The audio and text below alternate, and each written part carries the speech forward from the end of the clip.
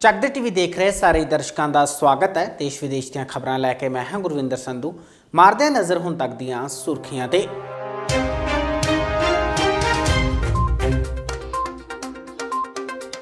ਸਿੱਧੂ ਮੂਸੇਵਾਲਾ ਕਸੂਤਾ ਫਸਿਆ, ਵਕੀਲਾਂ ਖੋਲਿਆ ਮੋਰਚਾ। ਮੂਸੇਵਾਲੇ ਨੂੰ ਹੁਣ ਮੰਗਣੀ ਹੋਵੇਗੀ ਮੁਆਫੀ।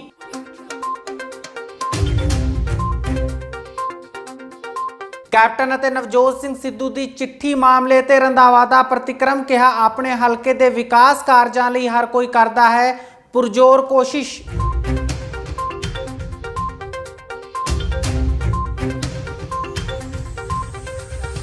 दिल्ली तो अमृतसर पहुंचे पुराने अकाली लीडर ने बादलों की बनाई रेल, बेअदबी सने डेरे नाल जुड़े मामलों ते कीता वड्डा खुलासा।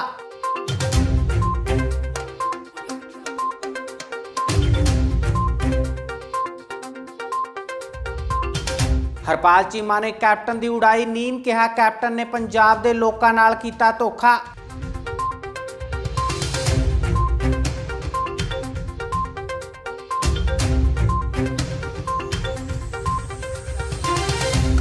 सूबे में 29 जुलाई को पेट्रोल पंप रहणगे बंद, पेट्रोल पंप मालकां ने की हड़ताल।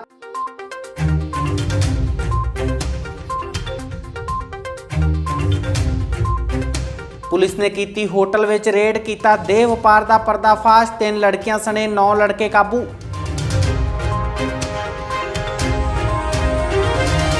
हुण खबरां विस्तार नाल। अपनियां हरकतां ते फोकी लोकप्रियता लई सिद्धू मूसेवाला हुण वकील भाईचारे दे निशाने ते है। लुधियाना विच अज वकील भाईचारे ने सिद्धू दे गाने संजू विच वकीलां लई वरती गई गलत शब्दावली खिलाफ एक लीगल नोटिस जारी किया है, जिस विच उन्हां सिद्धू नूं 7 दिन विच मुआफ़ी मंगण लई कहा है।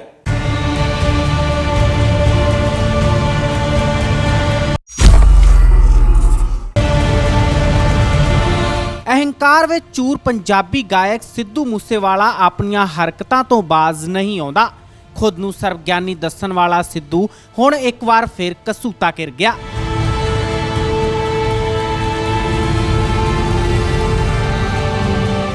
सिद्धू के नवे गाने नूं लैके मुड़ विवाद शुरू होया, जो रुकन का नाम नहीं लै रहा। हुण इस मामले विच वकील भाईचारे ने सिद्धू खिलाफ मोर्चा खोल दिता है। सिद्धू मूसेवाला पंजाबी गायक अक्सर ही सुर्खियां विच रहिंदा है। हाल ही विच आए उसके नवे गाने संजू ने सिद्धू मूसेवाले दीयां मुश्किलां होर वधा दित्तियां ने। सिद्धू मूसेवाले के खिलाफ लगातार शिकायतां दर्ज हो रही ने। लुधियाने के वकील भाईचारे वल्लों भी हुण सिद्धू मूसेवाले नूं लीगल नोटिस भेजा गया है, जिस विच उसनूं 7 दिनां विच जवाब देना होवेगा। वकील कपिल सिंह ने दस्सिया कि मूसेवाले दे गाने विच उसने एक विवादित लाइन वकीलां लई वरती है, जिस विच वो वकीलां नूं औबा तौबा बोलण दी गल कर रहा है, जिस करके वकील भाईचारे दे विच निराशा है। उन्होंने कहा कि मूसेवाले नूं लीगल नोटिस भेजा गया है और 7 दिनां दे विच उसनूं वकील भाईचारे तो मुआफ़ी मंगण लई सलाह दी गई है और जेकर उसने मुआफ़ी ना मंगी तो उस खिलाफ पुलिस कोल शिकायत की जाएगी और उसके वकील भाईचारा मानहानि का मामला दर्ज करवा सकता है। उन्होंने कहा कि सारा वकील भाईचारा उन्हां दे नाल है। सिद्धू मूसेवाले ने वकील भाईचारे के अक्ष नूं ढाह लगाउण दी कोशिश की है। ਇਹਦੇ ਸਰ ਇਦਾਂ ਇਹਨਾਂ ਨੇ ਇੱਕ ਡੈਫਾਮੇਟਰੀ ਵਰਡਸ ਯੂਜ਼ ਕੀਤੇ ਨੇ ਸਾਡੇ ਵਕੀਲ ਕਮਿਊਨਿਟੀ ਦੇ ਖਿਲਾਫ, ਜਿਹਦੇ 'ਚ ਕਹਿ ਰਿਹਾ ਵੀ ਸਾਡੇ ਸਿਰੋਂ ਭਾਲਦੇ ਨੇ ਮੀਲ ਸੋਹਣੀਏ, ਆਵਾ ਤਾਵਾ ਬੋਲਦੇ ਵਕੀਲ ਸੋਹਣੀਏ, ਜਿਸ ਦੇ ਬਾਬਤ ਅਸੀਂ ਇਹਨੂੰ ਇੱਕ ਨੋਟਿਸ ਸੈਂਡ ਕੀਤਾ ਹੈ, ਲੀਗਲ ਨੋਟਿਸ। ਇਹਦੇ 'ਚ ਇਹਨੂੰ 7 ਦਿਨ ਦਾ ਟਾਈਮ ਦਿੱਤਾ ਹੈ। ਇਹ 7 ਦਿਨ ਦੇ ਅੰਦਰ ਅੰਦਰ ਆ ਕੇ ਸਾਡੇ ਵਕੀਲ ਭਾਈਚਾਰੇ ਤੋਂ ਮਾਫੀ ਮੰਗੇ, ਠੀਕ ਹੈ ਜੀ। ਨਹੀਂ ਤਾਂ ਅਸੀਂ ਇਹਦੇ 'ਤੇ ਕਾਨੂੰਨੀ ਕਾਰਵਾਈ ਕਰਾਂਗੇ। ਹੋ ਸਕੇ ਤਾਂ ਇਹਦੇ 'ਤੇ ਅਸੀਂ FIR ਵੀ ਕਰਵਾਵਾਂਗੇ। ਸਰ ਕਿਸ ਤਰ੍ਹਾਂ ਦੀ ਕਾਨੂੰਨੀ ਕਾਰਵਾਈ ਹੋ ਸਕਦੀ ਹੈ? ਇਹਦੇ 'ਚ ਕੰਪਲੇਂਟ ਵੀ ਹੋ ਸਕਦੀ ਹੈ ਡੈਫਾਮੇਸ਼ਨ ਦੀ, ਠੀਕ ਹੈ ਜੀ। ਜੋ ਸਾਡੇ ਵਕੀਲ ਭਾਈਚਾਰੇ ਦੇ ਲੀਗਲੀ ਰਾਈਟਸ ਨੇ ਅਸੀਂ ਉਹ ਪੂਰੇ ਹੱਕ ਲਵਾਂਗੇ ਆਪਣਾ।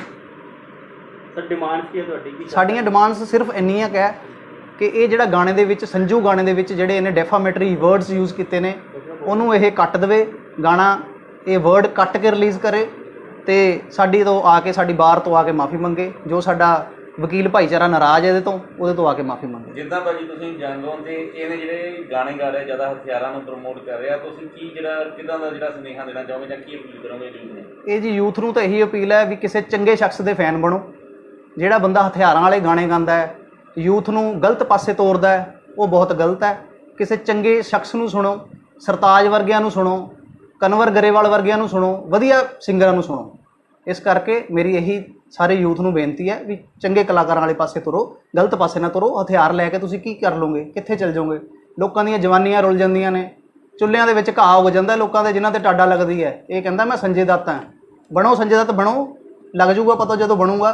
ਇਹਦੇ ਸੰਜੇ ਦੱਤ ਦੀ ਫੈਮਿਲੀ ਹੈ, ਸੰਜੇ ਦੱਤ ਦਾ ਇੰਟਰਵਿਊ ਕਰੋ, ਉਹਨੂੰ ਪੁੱਛੋ, ਉਹ ਆਪ ਵਿਚਾਰਾ ਮਾਫੀਆਂ ਮੰਗਦਾ, ਰੋਂਦਾ ਹੈ ਕਿ ਮੈਂ ਕੀ ਕਰ ਬੈਠਾ। ਇਸ ਕਰਕੇ ਮੇਰੀ ਯੂਥ ਨੂੰ ਇਹੀ ਗੁਜ਼ਾਰਿਸ਼ ਹੈ, ਇੱਕ ਛੋਟਾ ਭਰਾ ਹੋਣ ਦੇ ਨਾਤੇ, ਇੱਕ ਲੀਗਲ ਵਕੀਲ ਹੋਣ ਦੇ ਨਾਤੇ, ਕਿ ਯੂਥ ਨੂੰ ਸਹੀ ਪਾਸੇ ਤੁਰੋ, ਗਲਤ ਕਿਸੇ ਸਿੰਗਰ ਦਾ ਸਾਥ ਨਾ ਦਿਓ। Thank you. ਬੀਤੇ ਦਿਨੀ ਪੰਜਾਬ ਦੇ ਕੈਬਨਿਟ ਮੰਤਰੀ ਨਵਜੋਤ ਸਿੰਘ ਸਿੱਧੂ ਵੱਲੋਂ ਇੱਕ ਚਿੱਠੀ ਲਿਖ ਕੇ ਆਪਣੇ ਹਲਕੇ ਵਿੱਚ ਠੱਪ ਪਏ ਵਿਕਾਸ ਕਾਰਜਾਂ ਬਾਰੇ ਕਿਹਾ ਗਿਆ ਸੀ, ਜਿਸ ਤੇ ਹੁਣ ਸਿਆਸੀ ਪਾਰਾ ਭਖਦਾ ਜਾ ਰਿਹਾ ਹੈ। ਇਸ ਮਾਮਲੇ ਤੇ ਸੁਖਜਿੰਦਰ ਸਿੰਘ ਰੰਧਾਵਾ ਨੇ ਆਪਣਾ ਪ੍ਰਤੀਕਰਮ ਜ਼ਾਹਿਰ ਕੀਤਾ। ਪੰਜਾਬ ਦੇ ਸਾਬਕਾ ਕੈਬਨਿਟ ਮੰਤਰੀ ਨਵਜੋਤ ਸਿੰਘ ਸਿੱਧੂ ਆਪਣੀ ਇੱਕ ਚਿੱਠੀ ਨੂੰ ਲੈ ਕੇ ਇੱਕ ਵਾਰ ਫਿਰ ਸੁਰਖੀਆਂ ਵਿੱਚ ਨੇ। ਸਿੱਧੂ ਅਤੇ ਕੈਪਟਨ ਵਿਚਕਾਰ ਚੱਲ ਰਹੀ ਖਿੱਚੋਤਾਣ ਵਿਚਕਾਰ ਇਸ ਚਿੱਠੀ ਨੇ ਇੱਕ ਵਾਰ ਫਿਰ ਕਾਂਗਰਸ ਅੰਦਰਲੇ ਵਿਵਾਦਾਂ ਨੂੰ ਛੇੜ ਦਿੱਤਾ। ਬੀਤੇ ਦਿਨੀ ਸੁਖਜਿੰਦਰ ਸਿੰਘ ਰੰਧਾਵਾ ਵੱਲੋਂ ਵੀ ਇੱਕ ਪ੍ਰੈਸ ਕਾਨਫਰੰਸ ਕੀਤੀ ਗਈ ਸੀ। ਇਸ ਦੌਰਾਨ ਮੀਡੀਆ ਨੇ ਜਦੋਂ ਉਹਨਾਂ ਨੂੰ ਸਵਾਲ ਕੀਤਾ ਤਾਂ ਉਹ ਸਿੱਧੂ ਦੇ ਮਾਮਲੇ ਤੇ ਗੋਲਮੋਲ ਜਵਾਬ ਦਿੰਦੇ ਦਿਖਾਈ ਦਿੱਤੇ। ਤੁਹਾਨੂੰ ਹੁਣ ਵੇਖੋ, ਮੈਂ ਐਜ਼ ਏ ਮਿਨਿਸਟਰ ਕੱਲ चीफ सेक्रेटरी को मैसेज पाया, मैंने कल चीफ सेक्रेटरी साहबा को मैसेज डाला है, ये देखिए मैं अभी आपको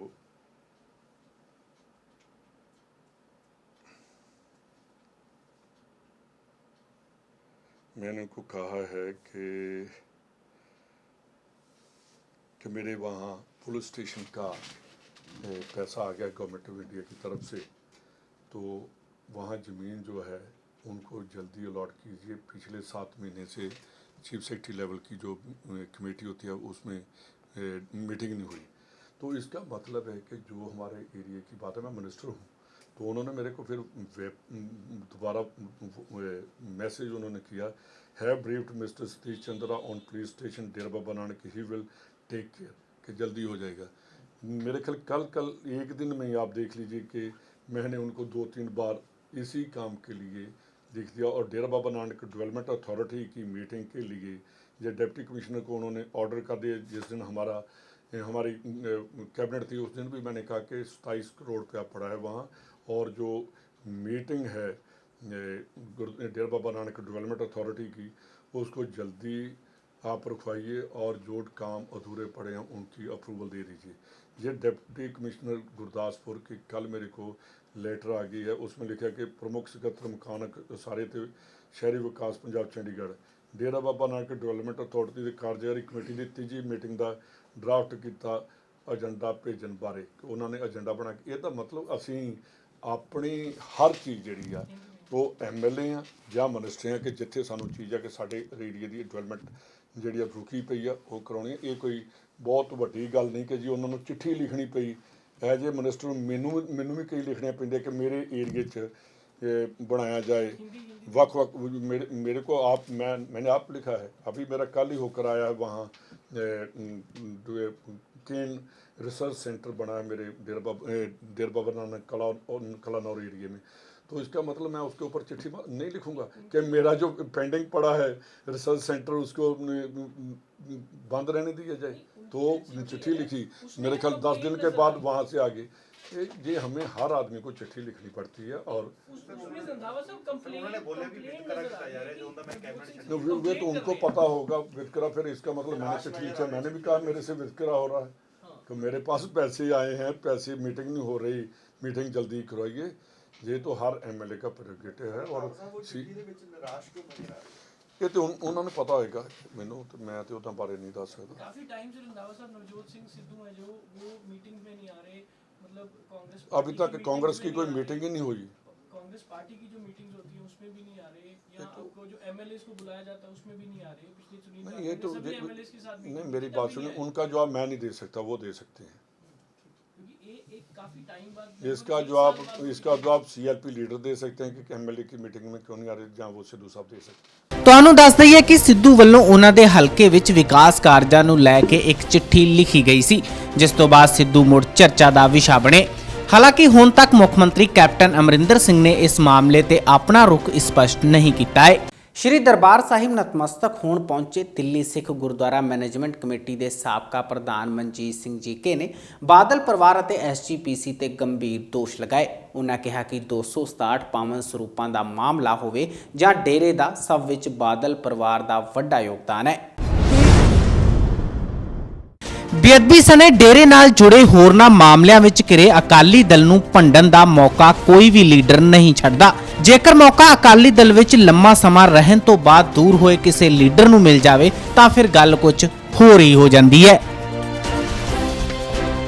ਸ਼੍ਰੀ ਦਰਬਾਰ ਸਾਹਿਬ ਨਤਮਸਤਕ ਹੋਣ ਪਹੁੰਚੇ ਦਿੱਲੀ ਸਿੱਖ ਗੁਰਦੁਆਰਾ ਮੈਨੇਜਮੈਂਟ ਕਮੇਟੀ ਦੇ ਸਾਬਕਾ ਪ੍ਰਧਾਨ ਮਨਜੀਤ ਸਿੰਘ ਜੀਕੇ ਨੇ 267 ਪਾਵਨ ਸਰੂਪ ਸਣੇ ਡੇਰਾ ਨਾਲ ਜੁੜੇ ਮਾਮਲਿਆਂ ਨੂੰ ਲੈ ਕੇ ਅਕਾਲੀ ਦਲ ਅਤੇ ਐਸਜੀਪੀਸੀ ਖਿਲਾਫ ਜੰਮ ਕੇ ਪੜਾਸ ਕੱਢੀ ਅਤੇ ਅਕਾਲੀ ਦਲ ਤੇ ਗੰਭੀਰ ਇਲਜ਼ਾਮ ਵੀ ਲਗਾਏ।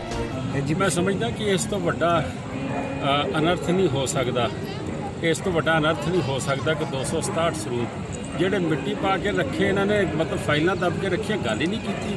ਤੁਸੀਂ ਪਹਿਲੇ ਸਰੂਪ ਗਾਇਬ ਹੋ ਜਾਂਦੇ ਨੇ, ਡੇਰੇ ਵਾਲੇ ਜਿਹੜੇ ਨੇ ਉਹ ਸਰੂਪਾਂ ਦੀ ਬੇਦਬੀ ਕਰ ਦਿੰਦੇ। ਇਨਕੁਆਰੀਆਂ 'ਚ ਪਰਿਵਾਰ ਦਾ, ਬਾਦਲ ਪਰਿਵਾਰ ਦਾ ਨਾਂ ਆ ਰਿਹਾ। ਡੇਰੇ ਮਾਫੀ ਦੇ ਵਿੱਚ ਬਾਦਲ ਪਰਿਵਾਰ ਤੋਂ ਲੈ ਕੇ ਸਿਰਸਾ ਜਿਹੜਾ ਦਿੱਲੀ ਦਾ ਪ੍ਰਧਾਨ ਹੈ ਮਨਜਿੰਦਰ, ਉਹਦਾ ਨਾਂ ਆ ਰਿਹਾ। ਮੈਂ ਸਮਝਦਾ ਵਾਂ ਔਰ ਇਹ 267 ਸਰੂਪ ਇਹ ਤਕਲੀਫ ਨਹੀਂ ਤੁਹਾਨੂੰ, ਗੁਰੂ ਨੇ ਸਾਡੇ ਪਿਤਾ ਨੇ ਔਰ ਸੁਪਰੀਮ ਕੋਰਟ ਨੇ ਇਹਨਾਂ ਨੂੰ ਲਿਵਿੰਗ ਗੁਰੂ ਦਾ ਦਰਜਾ ਦਿੱਤਾ। 307 ਬਣਦੀ। ਤੁਸੀਂ ਕਹਿੰਦੇ ਜੀ ਇਨਕੁਆਇਰੀ ਹੋ ਰਹੀ, ਕੌਣ ਇਨਕੁਆਇਰੀ? FIR ਕਰਾਓ ਨਾ, ਇਨਕੁਆਇਰੀ ਤਾਂ ਹੋਏਗੀ। ਤੁਸੀਂ ਕਿਉਂ ਨਹੀਂ ਅੱਜ ਤੱਕ FIR ਕਰਾਈ? ਇਹ ਫਿਰ ਉਹੀ ਮਿੱਟੀ ਪਾਣਗੇ ਅੱਗੇ, ਜਿੱਦਾਂ 1984 ਚ ਬਲੂ ਸਟਾਰ ਦੇ ਜਿਹੜਾ ਸਮਾਨ ਕਹਿੰਦੇ ਸਾਡਾ ਲੈ ਗਏ, ਸਰੂਪ ਲੈ ਗਏ, ਲਿਟਰੇਚਰ ਲੈ ਗਏ। ਮੈਂ ਪੁੱਛਣਾ ਚਾਹੁੰਦਾ, ਸੁਖਬੀਰ ਸਿੰਘ ਬਾਦਲ ਮਿਲੇ ਸੀਗੇ ਜਾ ਕੇ ਹੋਮ ਮਿਨਿਸਟਰ ਨੂੰ ਸਾਰਾ ਡੈਲੀਗੇਸ਼ਨ ਲੈ ਕੇ, ਉਹਨਾਂ ਕਿਹਾ ਜੀ ਅਸੀਂ ਤੁਹਾਨੂੰ ਦੇ ਚੁੱਕੇ, ਸਾਨੂੰ ਲਿਸਟ ਦਿਓ ਕਿਹੜੀ ਚੀਜ਼ ਗਾਇਬ ਹੈ। ਉਹ ਲਿਸਟ ਅੱਜ ਤੱਕ ਨਹੀਂ ਦਿੱਤੀ, ਅੱਜ 1.5 ਸਾਲ ਹੋ ਗਿਆ। ਇਸ ਤੋਂ ਇਲਾਵਾ ਜਿਹੜੇ ਸਮਾਨ ਤੁਹਾਡੇ ਕੋਲ ਵਾਪਸ ਆਇਆ ਉਹ ਤੁਹਾਡੇ ਕੋਲ ਅੰਦਰ ਮੌਜੂਦ ਨਹੀਂ ਹੈ, ਉਹ ਵਿਕ ਗਿਆ ਜਾਂ ਚੋਰੀ ਹੋ ਗਿਆ, ਕਿਹਨੇ ਕੀਤਾ? ਸੋ ਮੈਂ ਸਮਝਦਾ ਇਹ ਬਹੁਤ ਵੱਡੀ ਮਿਲੀ ਭਗਤ ਹੈ ਇਹਨਾਂ ਦੀ। ਇਸ ਚੀਜ਼ ਦਾ ਧਿਆਨ ਰੱਖਣਾ ਪਏਗਾ, ਇਹਦੇ ਖਿਲਾਫ ਰਿਪੋਰਟ ਕਰਾਂਗੇ। ਇਹ ਜਹਾਜ਼ ਛੱਡਦਾ ਪਿਆ, ਜਵਾਬ ਦੇਣੇ ਪੈਣੇ। ਸਰ, ਡੇਰਾ ਮੁਖੀ ਨੂੰ ਜਿਹੜੀ ਪੋਸ਼ਾਕ ਦੇਣ ਦਾ ਇਲਜ਼ਾਮ ਸੁਖਬੀਰ ਬਾਦਲ ਤੇ ਲੱਗਾ, ਕੀ ਕਹਿਣਾ ਚਾਹੁੰਦੇ ਤੁਸੀਂ? ਮੈਂ ਸਮਝਦਾ ਵਾਂ ਕਿ ਇਹ ਤਾਂ ਸਾਰਾ ਕੁਝ ਹੀ ਹੈ। ਜਦ ਇਕਬਾਲ ਸਿੰਘ ਜੀ ਜਿਹੜੇ ਜਥੇਦਾਰ ਨੇ ਪਟਨਾ ਸਾਹਿਬ ਦੇ, ਉਸ ਵੇਲੇ ਉਹਨਾਂ ਨੇ ਆਖਿਆ ਕਿ ਚਿੱਠੀ ਦੇ ਉੱਤੇ ਮਾਫੀ ਦਾ ਵਰਡ ਹੀ ਨਹੀਂ ਸੀ। ਅਕਾਲ ਤਖਤ ਤੇ ਟਾਈਪਰਾਈਟਰ ਤੇ ਚਿੱਠੀ ਟਾਈਪ ਹੋਈ ਸੀ, ਤੇ ਪੋਸ਼ਾਕ ਤੇ ਫਿਰ ਉਹ ਆਪਣੇ ਆਪ ਆ ਗਏ ਕਿ ਜੇ ਚਿੱਠੀ ਆਪ ਹੀ ਕਰ ਸਕਦੇ ਆ, ਮਾਫੀ ਦੇ ਨਾਲ ਲਿਖੀ ਨਹੀਂ, ਤੇ ਪੋਸ਼ਾਕ ਦੇਣੀ ਕਿਹੜੀ ਵੱਡੀ ਗੱਲ ਸੀ ਕਿ ਜ਼ਰੂਰ ਦਿੱਤੀ ਹੋਏਗੀ ਇਹਨਾਂ ਨੇ। ਇਹ ਅਕਾਲ ਤਖਤ ਵੱਲੋਂ ਇੱਕ ਮੀਟਿੰਗ ਵੀ ਉਹਨਾਂ ਬਣਾਈ ਗਈ, ਜੱਜ ਸਪੈਸ਼ਲ ਲਗਾਇਆ ਗਿਆ ਉਹਨਾਂ ਈਸ਼ਵਰ ਸਿੰਘ ਜਿਹੜਾ ਸਾਥ ਦਊਗਾ ਨੀਰਜ ਸਿੰਘ ਦਾ, ਉਹਦੇ ਬਾਰੇ ਕੀ ਕਹਿਣਾ? ਦੇਖੋ, ਅਕਾਲ ਤਖਤ ਸਾਹਿਬ ਨੇ ਜੋ ਐਕਸ਼ਨ ਲਿਆ ਸੀ ਉਸ ਤੇ ਬਿਲਕੁਲ ਕਿੰਤੂ ਪਰੰਤੂ ਨਹੀਂ ਕਰ ਸਕਦੇ, ਪਰ ਮੈਂ ਸਮਝਦਾ ਇਹਦੇ ਖਿਲਾਫ SGPC ਨੂੰ ਥਾਣੇ 'ਚ ਰਿਪੋਰਟ ਦੇਣੀ ਚਾਹੀਦੀ ਸੀ, ਜੋ ਜ਼ਰੂਰੀ ਨਹੀਂ ਦੇਣਗੇ ਤੇ ਅਸੀਂ ਦੇਾਂਗੇ, ਕੌਮ ਦੇਗੀ। ਜਿੱਥੇ ਸਿੱਖ ਬੈਠੇ ਨੇ ਉਹ ਦੇਣਗੇ। ਸਾਡੇ ਪਿਤਾ ਸਨ, ਸਾਡੇ ਮਾਲਕ ਸਨ, ਸਾਡੇ ਸਭ ਕੁਝ ਸੀ ਗੁਰੂ ਗ੍ਰੰਥ ਸਾਹਿਬ। ਸਰ, ਸੁਖਦੇਵ ਸਿੰਘ ਢੀਂਡਸਾ ਦੇ ਨਾਲ ਤੁਹਾਡਾ ਸਾਂਝ ਹੋ ਰਹੀ, ਕੀ ਕਹਿਣਾ ਚਾਹੁੰਦੇ? ਬਿਲਕੁਲ ਉਹਨਾਂ ਦੇ ਨਾਲ ਸਾਡੀ ਸਾਂਝ ਹੈਗੀ ਹੈ। ਅਸੀਂ ਉਹਨਾਂ ਦੀ ਹਰ ਕਿਸਮ ਦੀ ਮਦਦ ਪੰਜਾਬ 'ਚ ਕਰਾਂਗੇ। ਦਿੱਲੀ ਦੀ ਇਲੈਕਸ਼ਨ ਜਿਹੜੀ ਹੈ ਫਰਵਰੀ 2021 ਦੇ ਵਿੱਚ ਆ ਰਹੀ ਹੈ, ਢੀਂਡਸਾ ਸਾਹਿਬ ਉੱਥੇ ਮਦਦ ਕਰਨਗੇ। ਔਰ ਸਭ ਤੋਂ ਪਹਿਲੇ ਅਕਾਲੀ ਦਲ ਦਾ ਅਗਰ ਇਮਤਿਹਾਨ ਹੈ ਤਾਂ ਉਹ ਦਿੱਲੀ 'ਚ ਹੋਏਗਾ। ਦਿੱਲੀ 'ਚੋਂ ਇੱਕ ਵਾਰੀ ਇਹਨਾਂ ਨੂੰ ਵਾਪਸੀ ਭੇਜਾਂਗੇ, ਉਹਦੇ ਬਾਅਦ SGPC ਹਾਰਨਗੇ ਤੇ ਵੈਸੇ ਹੀ ਤੀਜੇ ਥਾਂ ਤੇ ਪਹੁੰਚੇ ਹੋਏ ਨੇ ਵਿਧਾਨ ਸਭਾ ਦੇ ਵਿੱਚ। ਕਾਂਗਰਸ ਜਿਹੜੀ ਨਾਕਾਮ ਹੋ ਰਹੀ ਹੈ ਉਹਦਾ ਫਾਇਦਾ ਵੀ ਅਕਾਲੀ ਨੇ ਚੁੱਕ ਪਾ ਰਹੇ। ਮੈਂ ਸਮਝਦਾ ਬਦਲੇਗੀ ਲੀਡਰਸ਼ਿਪ, ਨਵਾਂ ਚਿਹਰਾ ਅਕਾਲੀ ਦਲ ਦਾ ਹੈ। ਕਾਫੀ ਦੇਰ ਤੋਂ SGPC ਇਲੈਕਸ਼ਨ ਨਹੀਂ ਹੋ ਰਹੇ, ਕੀ ਕਹਿਣਾ ਚਾਹੁੰਦੇ ਹੋ? ਇਹ ਰੁਕਵਾ ਰਹੇ ਨੇ ਬਾਦਲ ਪਰਿਵਾਰ, SGPC ਦੀ ਇਲੈਕਸ਼ਨ ਜਾਣ ਕੇ ਰੁਕਵਾ ਰਹੇ ਨੇ ਕਿ ਅਗਰ ਇਲੈਕਸ਼ਨ ਜਿਹੜੀ ਹੈ ਉਹ ਹੋ ਗਈ ਤੇ ਇਹਨਾਂ ਦਾ ਭੋਗ ਪੈ ਜਾਏਗਾ। ਮੈਂ ਕਹਿੰਦਾ ਉਸ ਤੋਂ ਪਹਿਲੇ ਭੋਗ ਦਿੱਲੀ ਪਾਵਾਂਗੇ। 2017 ਵਿਧਾਨ ਸਭਾ ਚੋਣਾਂ ਵਾਲੇ ਕੈਪਟਨ ਸਰਕਾਰ ਵੱਲੋਂ ਦਾਅਵਿਆਂ ਤੇ ਵਾਅਦਿਆਂ ਦੀ ਝੜੀ ਲਗਾ ਦਿੱਤੀ ਗਈ ਸੀ, ਜਿਸ ਤੇ ਬੋਲਦਿਆਂ ਵਿਰੋਧੀ ਧਿਰ ਨੇਤਾ ਹਰਪਾਲ ਸਿੰਘ ਚੀਮਾ ਨੇ ਕੈਪਟਨ ਤੇ ਵਾਅਦਾ ਖਿਲਾਫੀ ਦਾ ਇਲਜ਼ਾਮ ਲਗਾਉਂਦੇ ਹੋਏ ਤਿੱਖੇ ਵਾਰ ਕੀਤੇ। 2017 ਦੀਆਂ ਵਿਧਾਨ ਸਭਾ ਚੋਣਾਂ ਵਿੱਚ ਵੱਡੇ ਵਾਅਦੇ ਤੇ ਦਾਅਵੇ ਕਰ ਕੈਪਟਨ ਸਰਕਾਰ ਸੱਤਾ ਵਿੱਚ ਆ ਗਈ, ਪਰ ਹੁਣ ਲਗਾਤਾਰ ਵਿਰੋਧੀ ਪਾਰਟੀਆਂ ਦੇ ਨਿਸ਼ਾਨੇ ਤੇ ਹੈ। ਵਿਰੋਧੀ ਧਿਰ ਨੇਤਾ ਹਰਪਾਲ ਸਿੰਘ ਚੀਮਾ ਨੇ ਕੈਪਟਨ ਅਮਰਿੰਦਰ ਸਿੰਘ ਨੂੰ ਚੋਣਾਂ ਵਿੱਚ ਕੀਤੇ ਵਾਅਦਾ ਖਿਲਾਫੀ ਖਿਲਾਫ ਜੰਮ ਕੇ ਕੋਸਿਆ। ਚੀਮਾ ਨੇ ਕਿਹਾ ਕਿ ਕੈਪਟਨ ਸਰਕਾਰ ਨੇ ਲੋਕਾਂ ਨਾਲ ਝੂਠੇ ਵਾਅਦੇ ਕਰ ਧੋਖਾ ਕੀਤਾ ਹੈ। ਗਰੀਬਾਂ ਅਤੇ ਦਲਿਤਾਂ ਲਈ ਸ਼ਗਨ ਸਕੀਮ 21,000 ਤੋਂ ਵਧਾ ਕੇ 51,000 ਕਰਨਾ ਸੀ, ਵਾਅਦਾ ਕਿੱਥੇ ਹੈ? 5-5 ਮਰਲੇ ਦੇ ਪਲਾਟ ਕਿੱਥੇ ਨੇ? ਵਿਧਵਾ ਬੁਢਾਪਾ ਤੇ ਅੰਗਹੀਨ ਪੈਨਸ਼ਨ 2500 ਕਰਨ ਦੀਆਂ ਗੱਲਾਂ ਕਿੱਥੇ ਨੇ? ਉਹਨਾਂ ਨੇ ਕਿਹਾ ਕਿ ਕੈਪਟਨ ਸਰਕਾਰ ਰਜਵਾੜਾ ਸ਼ਾਹੀ ਸੋਚ ਰੱਖਦੀ ਹੈ ਤੇ ਕਿਸੇ ਵੀ ਵਾਅਦੇ ਤੇ ਖਰੀ ਨਹੀਂ ਉਤਰੀ। ਕਾਂਗਰਸ ਪਾਰਟੀ ਨੇ 2017 ਦੇ ਵਿੱਚ ਪੰਜਾਬ ਦੇ ਲੋਕਾਂ ਨੇ ਬਹੁਤ ਵੱਡੇ ਵਾਅਦੇ ਕੀਤੇ। ਕਿਹਾ ਕਿ ਤੁਹਾਡੀਆਂ ਬੇਟੀਆਂ ਦੇ ਵਿਆਹ ਤੇ ਜਿਹੜੇ ਗਰੀਬ ਲੋਕ ਨੇਗੇ 51000 ਰੁਪਏ ਪੈਨਸ਼ਨ ਮਿਲੂਗੀ। ਕਿਹਾ ਕਿ ਗਰੀਬ ਵਰਗ ਦੇ ਲੋਕ ਜਿਹੜੇ ਬੁਢਾਪਾ ਪੈਨਸ਼ਨ ਲੈ ਰਹੇ ਨੇ, ਜਿਹੜੇ ਅੰਗਹੀਣ ਪੈਨਸ਼ਨ ਲੈ ਰਹੇ ਨੇ, ਜਿਹੜੇ ਵਿਧਵਾਵਾਂ ਪੈਨਸ਼ਨ ਲੈ ਰਹੀਆਂ ਉਹਨਾਂ ਨੂੰ 2500 ਰੁਪਏ ਪੈਨਸ਼ਨ ਮਿਲੂਗੀ। ਪਰ ਲੇਕਿਨ ਕਿਸੇ ਵੀ ਵਾਅਦੇ ਤੇ ਕੈਪਟਨ ਸਾਹਿਬ ਖਰੇ ਨਹੀਂ ਉਤਰੇ। ਇਹ ਦੂਜਾ ਵਾਅਦਾ ਕੀਤਾ ਸੀਗਾ ਕਿ ਗਰੀਬ ਲੋਕ ਜਿਹੜੇ ਹੈਗੇ ਦਲਿਤ ਵਰਗ ਦੇ ਲੋਕ ਉਹਨਾਂ ਨੂੰ 5 ਮਰਲੇ ਪਲਾਟ ਮਿਲਣਗੇ, ਉਹਦੇ ਦੀ ਜਿਹੜਾ ਵਾਅਦਾ ਪੂਰਾ ਨਹੀਂ ਕੀਤਾ ਕੈਪਟਨ ਸਾਹਿਬ ਨੇ। ਜਿੰਨੇ ਵੀ ਵਾਅਦੇ ਦਲਿਤ ਵਰਗ ਨਾਲ ਕੀਤੇ ਇੱਕ ਵੀ ਵਾਅਦਾ ਕੈਪਟਨ ਸਾਹਿਬ ਨੇ ਪੂਰਾ ਨਹੀਂ ਕੀਤਾ, ਬਲਕਿ ਸਾਰੇ ਵਾਅਦਿਆਂ ਦੇ ਉਲਟ ਕਾਂਗਰਸ ਪਾਰਟੀ ਦੀ ਸਰਕਾਰ ਕੰਮ ਕਰ ਰਹੀ ਆ। ਇੱਥੋਂ ਪਤਾ ਲੱਗਦਾ ਕਿ ਕਾਂਗਰਸ ਪਾਰਟੀ ਦੀ ਜਿਹੜੀ ਮਾਨਸਿਕਤਾ ਗਈ, ਖਾਸ ਤੌਰ ਤੇ ਕੈਪਟਨ ਸਾਹਿਬ ਦੀ ਜਿਹੜੀ ਮਾਨਸਿਕਤਾ ਗਈ ਉਹ ਰਜਵਾੜਾ ਸ਼ਾਹੀ ਮਾਨਸਿਕਤਾ ਗਈ, ਉਹ ਦਲਿਤ ਵਿਰੋਧੀ ਮਾਨਸਿਕਤਾ ਗਈ। ਇਹੀ ਕਾਰਨ ਆ ਕਿ ਜਿੰਨੀਆਂ ਸਕੀਮਾਂ ਦਾ ਜਿਹੜੀਆਂ ਮੈਨੀਫੈਸਟੋ 'ਚ ਲਿਖੀਆਂ ਸੀਆਂ ਕਿਸੇ ਇੱਕ ਵੀ ਸਕੀਮ ਤੇ ਕੈਪਟਨ ਸਾਹਿਬ ਨੇ ਕੰਮ ਨਹੀਂ ਕੀਤਾ। ਹੁਣ ਜਿਹੜੀ ਸਕੀਮ ਦੇ ਵਿੱਚ 21000 ਰੁਪਈਆ ਜਿਹੜੀ ਸ਼ਗਨ ਸਕੀਮ ਮਿਲਦੀ ਸੀਗੀ, ਜਿਹੜੀ ਗਰੀਬ ਲੋਕਾਂ ਨੂੰ ਸ਼ਗਨ ਸਕੀਮ ਮਿਲਦੀ ਸੀ, ਉਹ ਲੰਬੇ ਅਰਸੇ ਤੋਂ ਸ਼ਗਨ ਸਕੀਮ ਬੰਦ ਆ। ਉਹਦਾ ਲਾਭ ਕਿਸੇ ਵੀ ਘਰ ਨੂੰ ਪੰਜਾਬ 'ਚ ਨਹੀਂ ਮਿਲ ਰਿਹਾ। ਸੋ ਇੱਥੋਂ ਪਤਾ ਲੱਗਦਾ ਕਿ ਕੈਪਟਨ ਸਾਹਿਬ ਜਿਹੜੇ ਹੈਗੇ ਨੇ ਉਹ ਦਲਿਤ ਵਿਰੋਧੀ ਨੇਗੇ, ਉਹ ਗਰੀਬਾਂ ਦੇ ਵਿਰੋਧੀ ਨੇਗੇ, ਉਹ ਰਜਵਾੜਾ ਸ਼ਾਹੀ ਜਿਹੜੀ ਆ ਉਹਨਾਂ 'ਚ ਭਰੀ ਹੋਈ ਆ ਕੁੱਟ-ਕੁੱਟ ਕੇ, ਉਹ ਰਜਵਾੜਾ ਸ਼ਾਹੀ ਦੀ ਤਰ੍ਹਾਂ ਸਰਕਾਰ ਚਲਾ ਰਹੇ ਨੇਗੇ। ਔਰ ਆਮ ਵਰਗ ਜਿਹੜਾ ਹੈਗਾ, ਗਰੀਬ ਵਰਗ ਆ, ਦਲਿਤ ਵਰਗ ਆ, ਲੁਤਾੜਿਆ ਜਾ ਰਿਹਾ ਹੈਗਾ। ਸੋ ਇਹ ਇਸ ਤਰ੍ਹਾਂ ਹੋ ਰਿਹਾ ਜਿਸ ਤਰ੍ਹਾਂ ਬੀਜੇਪੀ ਦੀ ਜਿਹੜੀ ਸਰਕਾਰ ਆ ਜਿਹੜੀ ਉਹ ਕਾਰਪੋਰੇਟ ਘਰਾਣਿਆਂ ਨੂੰ ਅੱਗੇ ਲੈ ਕੇ ਜਾ ਰਹੀ ਹੈ, ਇਸੇ ਤਰ੍ਹਾਂ ਪੰਜਾਬ ਵਿੱਚ ਕੈਪਟਨ ਸਾਹਿਬ ਵੀ ਜਿਹੜਾ ਰਜਵਾੜਿਆਂ ਨੂੰ ਅੱਗੇ ਲੈ ਕੇ ਜਾ ਰਹੇ ਨੇਗੇ। ਔਰ ਦਲਿਤ ਵਰਗ ਜਿਹੜਾ ਹੈਗਾ ਇਹਨਾਂ ਦੇ ਕਿਸੇ ਏਜੰਡੇ ਤੇ ਨਹੀਂ ਹੈਗਾ, ਗਰੀਬ ਵਰਗ ਇਹਨਾਂ ਦੇ ਕਿਸੇ ਏਜੰਡੇ ਤੇ ਨਹੀਂ ਹੈਗਾ। ਸੋ ਸਾਡੀ ਮੈਂ ਪ੍ਰਜੋਰ ਮੰਗ ਕਰਦਾ ਕੈਪਟਨ ਸਾਹਿਬ ਕੋਲ ਤੁਰੰਤ ਜਿਹੜਾ ਹੈਗਾ ਜਿਹੜੀ 51 ਸਕੀਮ ਆ, ਸਗਨ ਸਕੀਮ ਆ, ਉਹ 51000 ਕੀਤੀ ਜਾਵੇ। ਔਰ ਜਿਹੜਾ 21000 ਰੁਪਏ ਮਿਲ ਰਿਹਾ ਹੈਗਾ ਉਹ ਤੁਰੰਤ ਜਿਹੜਾ ਹੈਗਾ ਜਿਹੜੇ ਵੀ ਲੋੜਵੰਦ ਨੇ ਜਿਨ੍ਹਾਂ ਨੇ ਅਪਲਾਈ ਕੀਤਾ ਹੋਇਆ ਤੁਰੰਤ ਉਹਨਾਂ ਦੇ ਖਾਤਿਆਂ 'ਚ ਤੁਰੰਤ ਰਿਲੀਜ਼ ਕੀਤਾ ਜਾਵੇ। ਮੁਹਾਲੀ ਵਿੱਚ ਬੀਤੇ ਦਿਨੀ ਇੱਕ ਪੈਟਰੋਲ ਪੰਪ ਦੇ ਮਾਲਕ ਵੱਲੋਂ ਖੁਦਕੁਸ਼ੀ ਕੀਤੇ ਜਾਣ ਦਾ ਮਾਮਲਾ ਸਾਹਮਣੇ ਆਇਆ ਸੀ, ਜਿਸ ਤੋਂ ਬਾਅਦ ਹੁਣ ਸੂਬੇ ਵਿੱਚ ਪੈਟਰੋਲ ਪੰਪ ਮਾਲਕਾਂ ਨੇ 29 ਜੁਲਾਈ ਨੂੰ ਸੂਬਾ ਪੱਧਰ ਤੇ ਪੈਟਰੋਲ ਪੰਪ ਹੜਤਾਲ ਦਾ ਐਲਾਨ ਕੀਤਾ ਹੈ। 29 ਜੁਲਾਈ ਨੂੰ ਸਵੇਰੇ 8 ਵਜੇ ਤੋਂ ਸ਼ਾਮ 5 ਵਜੇ ਤੱਕ ਪੈਟਰੋਲ ਪੰਪ ਬੰਦ ਰਹਿਣਗੇ। ਦੇਖੋ ਜੀ, ਸਾਡੇ ਬਹੁਤ ਹੀ ਸੀਨੀਅਰ ਡੀਲਰ ਭਰਾ ਸਾਡੇ ਵਾਸਤੇ ਤੇ ਚਲੋ ਬਜ਼ੁਰਗ ਵੀ ਸੀਗੇ, ਉਹਨਾਂ ਨੇ ਸਿਸਟਮ ਤੋਂ ਹਾਰ ਕੇ ਖੁਦਕੁਸ਼ੀ ਕਰ ਲਈ ਔਰ ਉਸ ਦੇ ਵਿਰੋਧ ਦੇ ਵਿੱਚ, ਪ੍ਰੋਟੈਸਟ ਦੇ ਵਿੱਚ ਪੰਜਾਬ ਸਰਕਾਰ ਦੇ ਔਰ ਤੇਲ ਕੰਪਨੀਆਂ ਦੇ ਅਗੇਂਸਟ ਅਸੀਂ ਇਸ ਆਪਣਾ ਵਿਰੋਧ ਜ਼ਾਹਰ ਕਰਨ ਵਾਸਤੇ ਔਰ ਉਹਨਾਂ ਨੂੰ ਸ਼ਰਧਾਂਜਲੀ ਦੇਣ ਵਾਸਤੇ 29 ਤਰੀਕ ਦੀ ਜਿਹੜੀ ਸਟ੍ਰਾਈਕ ਹੈ ਉਹਦੀ ਕਾਲ ਕੀਤੀ ਹੈ। ਸਾਡੇ ਇਸ ਸਿਸਟਮ ਦੇ ਵਿੱਚ ਕਈ ਸਾਲਾਂ ਤੋਂ ਅਸੀਂ ਡਿਮਾਂਡ ਕਰ ਰਹੇ ਸੀਗੇ ਵੀ ਵੈਟ ਦੀ ਜਿਹੜੀ ਕੀਮਤਾਂ ਨੇ ਉਹ ਪੰਜਾਬ ਦੇ ਵਿੱਚ ਗੁਆਂਢੀ ਸੂਬਿਆਂ ਤੋਂ ਬਹੁਤ ਜ਼ਿਆਦਾ ਨੇ, ਜਿਹਦੇ ਕਰਕੇ 5 ਰੁਪਏ ਲੀਟਰ ਪੈਟਰੋਲ ਤੇ 3 ਰੁਪਏ ਲੀਟਰ ਡੀਜ਼ਲ ਜਿਹੜਾ ਮਹਿੰਗਾ ਵਿਕ ਰਿਹਾ। ਔਰ ਇਸ ਕਰਕੇ ਅਸੀਂ ਚਾਹੁੰਦੇ ਸੀਗੇ ਵੀ ਪੰਜਾਬ ਸਰਕਾਰ ਜਿਹੜੀ ਸਾਡੀ ਵੈਟ ਦੀ ਦਰ ਆ ਉਹ ਗੁਆਂਢੀ ਸੂਬਿਆਂ ਦੇ ਬਰਾਬਰ ਕਰ ਦੇਣ, ਤਾਂ ਕਿ ਜਿਹੜੇ ਸਾਡੇ ਡਿਸਟ੍ਰਿਕਟ ਹਿਮਾਚਲ ਨਾਲ, ਹਰਿਆਣਾ ਨਾਲ ਔਰ ਚੰਡੀਗੜ੍ਹ ਦੇ ਨਾਲ ਲੱਗਦੇ ਆ, ਉੱਥੇ ਦੇ ਪੰਪ ਵਾਲੇ ਜਿਹੜੇ ਆ ਉਹ ਤਾਲਾਬੰਦੀ ਦੀ ਕਗਾਰ ਤੇ ਪਹੁੰਚੇ ਹੋਏ ਆ। ਔਰ ਅਸੀਂ ਬਹੁਤ ਸਾਲਾਂ ਤੋਂ ਇਹ ਲੜਾਈ ਲੜ ਰਹੇ ਸੀ, ਪਰ ਹੁਣ ਕੋਵਿਡ-19 ਦੇ ਦੌਰਾਨ ਇੱਕ ਤਾਂ ਪੰਜਾਬ ਸਰਕਾਰ ਨੇ ਵੈਟ ਵਧਾਤਾ, ਜਿਹਦੇ ਨਾਲ ਵੀ ਸਾਡਾ ਸੇਲ ਜਿਹੜੀ ਸੀਗੀ ਉਹ ਗੁਆਂਢੀ ਸੂਬਿਆਂ ਵੱਲ ਚਲੀ ਗਈ। ਦੂਜਾ, ਡੀਲਰਾਂ ਨੂੰ ਨੁਕਸਾਨ ਹੋਇਆ, ਜਿਹਦੀ ਅਸੀਂ ਡਿਮਾਂਡ ਕੀਤੀ ਸੀ ਆਇਲ ਕੰਪਨੀਜ਼ ਨੂੰ ਕਿ ਤੁਸੀਂ ਇਹ ਸਾਡੇ ਮਾਰਜਨ ਵਧਾਓ ਜਾਂ ਸਾਨੂੰ ਕਿਸੇ ਤਰੀਕੇ ਦਾ ਆਰਥਿਕ ਪੈਕੇਜ ਦਿਓ, ਕਿਉਂਕਿ ਕੋਵਿਡ-19 ਦੇ ਦੌਰਾਨ ਸਿਰਫ 10% ਸੇਲ ਰਹਿ ਗਈਆਂ ਸੀਗੀਆਂ ਸਾਡੇ ਪੰਪਾਂ ਦੀਆਂ ਤੇ ਖਰਚੇ ਜਿਹੜੇ ਆ ਉਹ ਸਾਡੇ ਫਿਕਸ ਨੇ। 80% ਜਿਹੜਾ ਕੰਪੋਨੈਂਟ ਹੈ ਸਾਡੇ ਮਾਰਜਨ ਦੇ ਵਿੱਚੋਂ ਉਹ ਫਿਕਸਡ ਐਕਸਪੈਂਸਸ ਵਾਸਤੇ ਆਉਂਦਾ, ਪੱਕੇ ਖਰਚੇ ਨੇ। ਉਹ ਪੱਕੇ ਖਰਚੇ ਅਸੀਂ ਬੀਅਰ ਨਹੀਂ ਕਰ ਸਕੇ, ਇਸ ਕਰਕੇ ਸਾਡੀ ਪੂੰਜੀ, ਜਿਹੜਾ ਸਾਡਾ ਕੈਪੀਟਲ ਹੈ ਉਹ ਡਿਸਟਰੋਏ ਹੋ ਗਿਆ ਹੈ। ਔਰ ਇਸ ਦਾ ਜਿਹੜਾ ਨਤੀਜਾ ਤੁਸੀਂ ਦੇਖ ਲਿਆ ਵੀ ਸਾਡੇ ਇੱਕ ਬਹੁਤ ਸੀਨੀਅਰ ਡੀਲਰ ਔਰ ਸਾਡੇ ਬਹੁਤ ਹੀ ਸਤਿਕਾਰਯੋਗ ਸਰਬੱਤ ਦਾ ਭਲਾ ਮੰਗਣ ਵਾਲੇ ਗੁਰਸਿੱਖ ਬੰਦੇ ਗੁਰਕਿਰਪਾਲ ਸਿੰਘ ਜੀ ਚਾਵਲਾ, ਉਹਨਾਂ ਨੂੰ ਐਡਾ ਵੱਡਾ ਸਟੈਪ ਚੱਕਣਾ ਪੈ ਗਿਆ ਇਸ ਉਮਰ ਦੇ ਵਿੱਚ ਜਾ ਕੇ। 76 ਸਾਲ ਦੀ ਉਹਨਾਂ ਦੀ ਉਮਰ ਸੀ ਔਰ ਇਸ ਉਮਰ 'ਚ ਜਾ ਕੇ ਉਹਨਾਂ ਨੂੰ ਸੁਸਾਈਡ ਕਰਨਾ ਪੈ ਗਿਆ। ਅਸੀਂ ਇਹ ਸਮਝਦੇ ਹਾਂ ਵੀ ਉਹਨਾਂ ਨੇ ਉਹ ਕੁਰਬਾਨੀ ਦਿੱਤੀ ਹੈ ਸਾਡੇ ਵਾਸਤੇ ਔਰ ਸਾਡੀ ਉਹਨਾਂ ਪ੍ਰਤੀ ਇਹ ਜ਼ਿੰਮੇਵਾਰੀ ਬਣਦੀ ਹੈ ਉਹਨਾਂ ਉਸ ਪਰਿਵਾਰ ਨਾਲ ਸੰਵੇਦਨਾ ਦਿਖਾਉਣ ਦੀ ਔਰ ਪ੍ਰਸ਼ਾਸਨ ਨੂੰ ਔਰ ਤੇਲ ਕੰਪਨੀਆਂ ਨੂੰ ਦੱਸਣਾ ਵੀ ਅਸੀਂ ਸਾਰੇ ਇਕੱਠੇ ਹਾਂ ਔਰ ਅਸੀਂ ਇਹਨਾਂ ਦੀ ਕੁਰਬਾਨੀ ਜਿਹੜੀ ਹੈ ਉਹਨੂੰ ਜਾਇਆ ਨਹੀਂ ਜਾਣ ਦੇਵਾਂਗੇ। ਇੱਕ ਪਾਸੇ ਲਾਕਡਾਊਨ ਦੇ ਚੱਲਦੇ ਸੂਬੇ ਵਿੱਚ ਸਪਾ ਸੈਂਟਰ ਬੰਦ ਨੇ, ਉਧਰ ਦੂਜੇ ਪਾਸੇ ਸਪਾ ਸੈਂਟਰ ਦੇ ਨਾਮ ਤੇ ਜਿਸਮ ਫਰੋਸ਼ੀ ਦਾ ਧੰਦਾ ਧੜੱਲੇ ਨਾਲ ਚੱਲ ਰਿਹਾ ਹੈ। ਪੁਲਿਸ ਨੇ ਅਚਾਨਕ ਰੇਡ ਕੀਤੀ ਤਾਂ ਨਾਮੀ ਹੋਟਲ 'ਚੋਂ 3 ਨੌਜਵਾਨ ਲੜਕੀਆਂ ਅਤੇ 9 ਲੜਕਿਆਂ ਨੂੰ ਕਾਬੂ ਕਰ ਲਿਆ।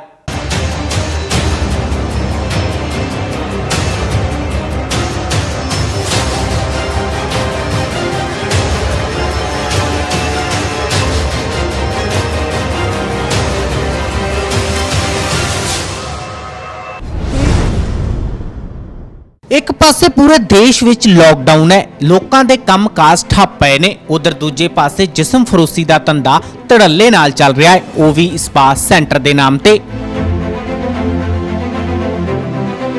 ਜਦਕਿ ਸਰਕਾਰ ਨੇ ਸਪਾ ਸੈਂਟਰ ਬੰਦ ਰੱਖਣ ਦੇ ਹੁਕਮ ਜਾਰੀ ਕੀਤੇ ਸਨ। ਇਸ ਦੇ ਬਾਵਜੂਦ ਵੀ ਸਪਾ ਸੈਂਟਰ ਦੀ ਆੜ ਵਿੱਚ ਕੁਝ ਲੜਕੀਆਂ ਵੱਲੋਂ ਗੈਰ ਕਾਨੂੰਨੀ ਜਿਸਮ ਫਰੋਸ਼ੀ ਦਾ ਧੰਦਾ ਅੰਮ੍ਰਿਤਸਰ ਵਿੱਚ ਚਲਾਇਆ ਜਾ ਰਿਹਾ ਸੀ, ਉਹ ਵੀ ਕਾਫੀ ਲੰਮੇ ਸਮੇਂ ਤੋਂ।